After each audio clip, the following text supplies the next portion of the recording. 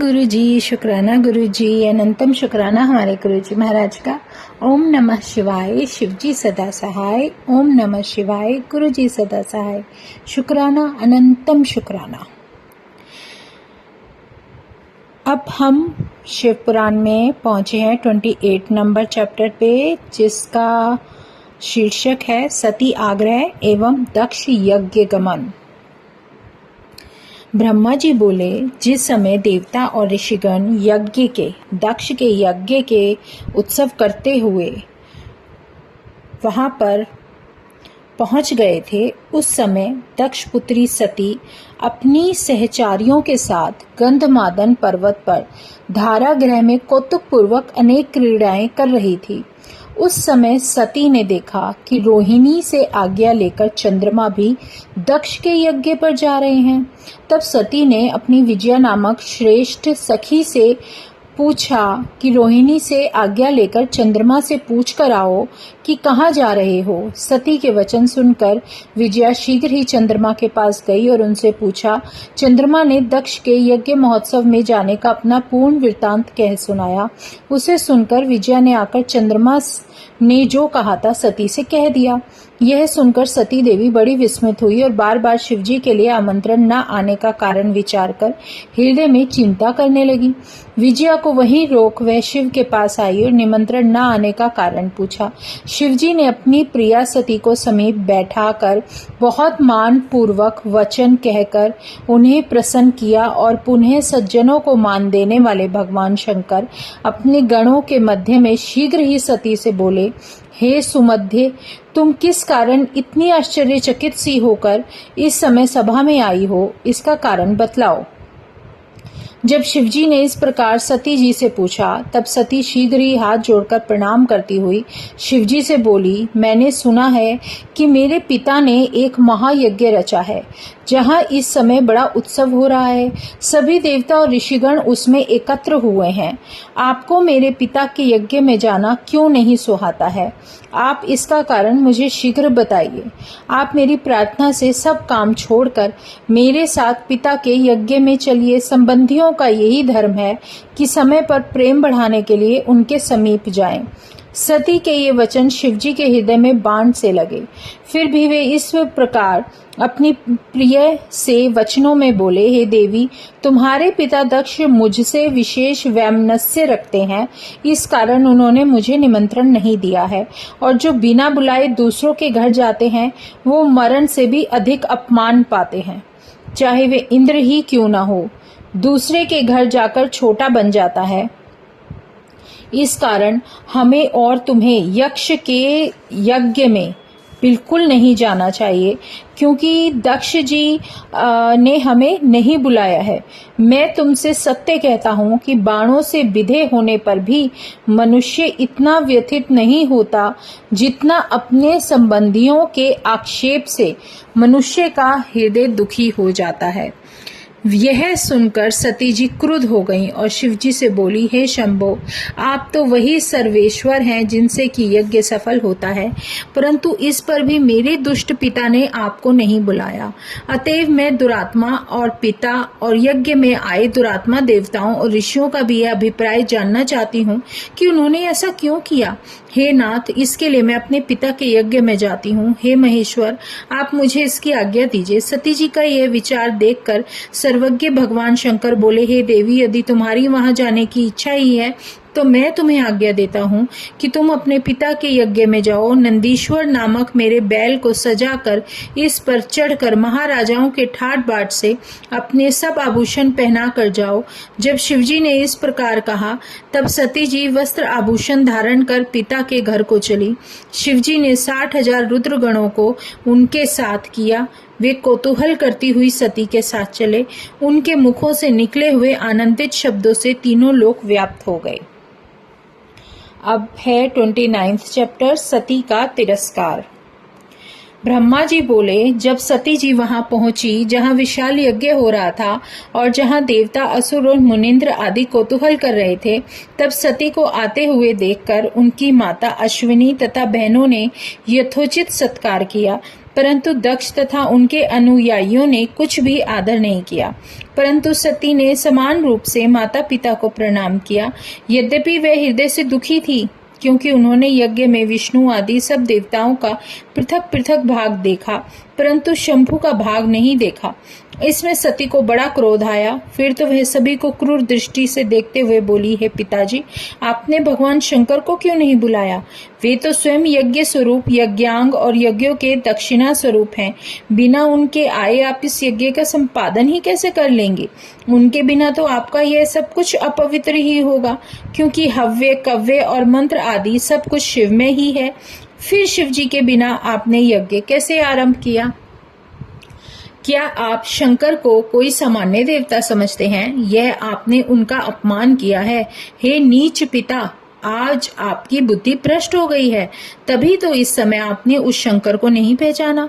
फिर ये ब्रह्मा, विष्णु आदि देवता और मुनीश्वर भी बिना शिव जी के तुम्हारे यज्ञ में सम्मिलित होने कैसे चले आए?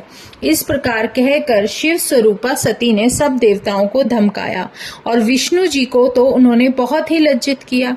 विष्णु जी सती के वचन सुनकर भय से व्याकुल होकर मौन हो गए। दक्ष अपनी पुत्री के ये वचन सुनकर क्रुद्ध होकर उसे वक्र दृष्टि से देखते हुए बोले, हे बद्रे, बहुत कहने से क्या लाभ? तू यहाँ क्यों चली आई है? चाहे यहाँ रहे, चाहे चली जा, मुझसे तेरा कोई प्रयोजन नहीं है। तेरा पति तो भूत प्रेतों का राजा है, जो वेद बहिष्कृत, अकुलीन और अमांगलिक है। इसी कारण तेरे कुवेशधारी पति शिव को मैंने यज्ञ में नहीं बुलाया। पापी ब्रह्मा के कहने से मैंने तुझे उसके लिए दे दिया। अतएव तू क्रोध ना कर, स्वस्थ चित्त हो। जब तू इस यज्ञ में आ गई है तो अपना भाग ले। फिर तो जगत को उत्पन्न करने वाली देवी अत्यंत क्रुद्ध होकर अपने पिता से इस प्रकार बोली, हे पिताजी, जो शिवजी की निंदा करता अथवा सुनता है, वे दोनों ही नरकगामी होते हैं। अपने स्वामी का अपमान सुनकर मेरे जीने से ही क्या लाभ होगा? अतएव मैं अग्नि में प्रवेश करके शरीर को त्याग दूंगी। यदि मनुष्यों में कुछ भी शक्ति हो तो वह शिवजी की निंदा सुनते ही शिव निंदक की जिह्वा को काट ले, तभी उसका प्रायश्चित होता है। यदि असमर्थ हो तो कान मूंद कर कहीं चला जाए। इस प्रकार धर्म नीति कहकर परम दुखिता सती शिवजी के कहते हुए वचनों का स्मरण कर वहां आने का पश्चाताप करने लगी।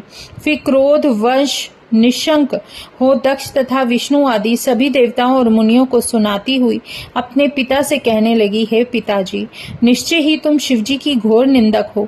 इससे तुम लोक में महादुख भोग कर अंत में नरकगामी होंगे। हे दुबोध पिताजी, बहुत कहने से क्या होगा? तुम अभिमान ना करो, तुम बड़े दुबुद्धि और दुष्ट हो। अतएव तुमसे उत्पन्न यह देह मेरे किसी काम की नहीं है। जो दुष्ट बड़ों की निंदा करे उसको धिक्कार है। विशेषकर विद्वानों को उससे संबंध नहीं रखना चाहिए। अतएव अब मैं इस देह को त्याग कर सुखी हो जाऊंगी। हे देवताओं और मुनियों, तुम सब लोग मेरे इन वचनों को सुनो। तुम लोगों ने यह कार्य सर्वथा ही अनुचित किया है। इससे तुम सभी लोग शिव निंदक हो और तुम्हें इसका दंड भी शीघ्र ही मिलेगा। यह कहकर सती जी मौन होकर अपने मन में प्राण प्रिय शंकर जी का ध्यान करने लगी। अब 30th पॉइंट, सती का यज्ञ में शरीर त्याग। श्री नारद जी बोले, हे ब्राह्मण, जब सती जी ऐसा कहकर मौन हो गई तब क्या हुआ, वह भी मुझे सुनाइए। ब्रह्मा जी बोले, जब सती अपने पति शंकर का स्मरण करके मौन हो गई तब शांत चित हो वह सहसा पृथ्वी पर उत्तर की ओर मुख करके जा बैठी और आचमन कर नेत्र बंद कर लिए और शरीर त्यागने की इच्छा से योगिनी योगाग अग्नि द्वारा शीघ्र ही अपने शरीर को भस्म कर डाला। फिर आकाश और भूमि पर देवताओं और मुनियों को भयभीत करने वाला अद्भुत हाहाकार मच गया। लोग कहने लगे, न जाने किस पर कुपित होकर शंकर प्रिया सती ने अपना प्राण त्याग दिया है। दक्ष की यह मूर्खता तो देखो कि जिसके कारण सती ने अपने प्राण त्यागे हैं, उसी शिव से द्रोह करके उसने अपनी पुत्री का अपमान किया। अब यह इस अपराध से नरकगामी होगा। उधर सती को प्राण छोड़ते और लोगों से यह यह कहते हुए सुनकर शिवजी के गण हाथ में शस्त्र लेकर उठ खड़े हुए और एक साथ उच्च स्वर में हाहाकार करने लगे। दिशाएं व्याप्त हो गई, मुनीश्वर भयभीत हो गए। फिर तो शिवजी के गण सब दिशाओं में प्रलय मचाने लगे। कोई कोई शोक से व्याकुल हो अपने ही अंगों का छेदन करने लगे। सती के साथ ही 60,000 में से 20,000 शिव के गण स्वयं ही दुख से कातर हो नष्ट हो गए। फिर तो मरने से जो बच गए थे वे क्रुद्ध होकर शस्त्र उठाकर दक्ष को मारने दौड़े। उनके इस आक्रमण को देखकर विधुनों की शांति के लिए महर्षि भृगु वेद के मंत्रों से अग्नि में आहुतियां देने लगे, जिससे महाबलशाली ऋभु नामक बहुत से असुर उत्पन्न हो गए। उनसे शिवगणों का युद्ध होने लगा। उनसे शिवजी के गणों की शक्ति क्षीण कर दी गई। बड़ा आश्चर्य हुआ। सभी लोकपाल और मरुद्गणों जितने भी गण थे सहित सारे इंद्र आदि सभी देवता मौन थे। विष्णु आदि किसी में उस विधन को दूर करने की शक्ति ही नहीं थी। सभी लोग खिन्न होने लगे और इस प्रकार दुरात्मा दक्ष के यज्ञ में विधन उत्पन्न हो गया। अब 31 पॉइंट है, चैप्टर है आकाशवाणी द्वारा दक्ष की भर्त्सना, मतलब उनको उनके किए हुए पर बहुत ज्यादा सुनाया गया। ब्रह्मा जी ने कहा, तब दक्ष आदि देवताओं को सुनाते हुए यह आकाशवाणी हुई कि हे मूर्ख दक्ष, तूने ये क्या अनर्थ कर डाला। तूने परम शिव भक्त दधीची का कहना नहीं माना, और जब ब्राह्मण तुझे शाप देकर चला गया तब भी तेरे हृदय में कुछ ज्ञान नहीं हुआ। फिर भी अपने घर में स्वतः आई हुई साक्षात मंगल स्वरूपा अपनी पुत्री सती का तूने अपमान किया। रे मूर्ख, तूने सती और शंकर का पूजन भी नहीं किया। क्या तू ब्रह्मा का पुत्र होने से इतना गर्वित हो गया है? तुझे तो शंकर की अर्धांगिनी सती का आदर करना ही योग्य था। सती तेरे लिए सदैव सेव्य थी। वह अनादि शक्ति, जगत की सृष्टा, रक्षिका और कल्पांत में संहारिका है। इसी प्रकार भगवान शंकर जी सबके स्वामी और सब देवों के कल्याण करता है, जिनके दर्शन मात्र से सब देवों सारे यज्ञों का फल प्राप्त हो जाता है, क्योंकि शंकर ही संपूर्ण जगत के द्वाता और मंगलों के भी मंगल हैं। परंतु तेरे जैसे दुष्ट ने उनका सत्कार नहीं किया, इस कारण तेरा यज्ञ नष्ट हो जाएगा। क्योंकि जहाँ पूज्यों की पूजा नहीं होती वहाँ अमंगल ही होता है। क्या ये सती तेरी पूज्य नहीं थी, जिनके की चरणों को शेष जी और ब्रह्मा जी भी पूजकर ब्रह्म तत्व को प्राप्त हुए हैं? जब तूने जगन माता शिव प्रिया सती का सत्कार नहीं किया तो फिर तेरा कल्याण कैसे होगा? रे दक्ष, जो तू समझाता था कि शंकर जी की पूजा किए बिना ही मैं अपना कल्याण कर लूंगा, और अब तेरा ये जो भी गर्व है वो चूर्ण चूर्ण हो जाएगा। सर्वेश्वर शिव के विमुख होने पर यज्ञ विध्वंस हो जाए, और जो तेरी सहायता करने योग्य नहीं है वो भी देवता तेरी सहायता नहीं करे या ना करे कोई फर्क नहीं पड़ता। तेरा मुख जल जाएगा और जो तेरे सहायक हैं वो जल जाएंगे। सब देवताओं को शपथ है कि जो अमंगल में तेरी ही सहायता करेंगे। हे देवताओं, अब तुम सब लोग शीघ्र ही इस मंडप से निकल जाओ, अन्यथा आज सब लोगों का सर्वथा ही विनाश हो जाएगा। ऐसा कहकर आकाशवाणी मौन हो गई और विष्णु आदि सभी देवता अपने मुनीश्वर उस वाणी को सुनकर बड़े ही आश्चर्यचकित हुए। अब है 32 नंबर, वीरभद्र की उत्पत्ति और शिव द्वारा आज्ञा प्रदान करना। नारद जी बोले, हे ब्रह्मा जी, उस आकाशवाणी को सुनकर दक्ष तथा अन्यों ने क्या किया वह सब भी सुनाइए। ब्रह्मा जी ने कहा, उस वाणी को सुनकर सभी देवता और मुनि आश्चर्य करने लगे और शिवजी की माया से किसी के मुंह से एक शब्द भी न निकला। इधर भृग के मंत्रों से उत्पन्न भृग गुणों द्वारा भगाए गए शिवजी के गण शिवजी की शरण में गए और सती के शरीर त्याग आदि का पूरा वृतांत कहकर सुनाया।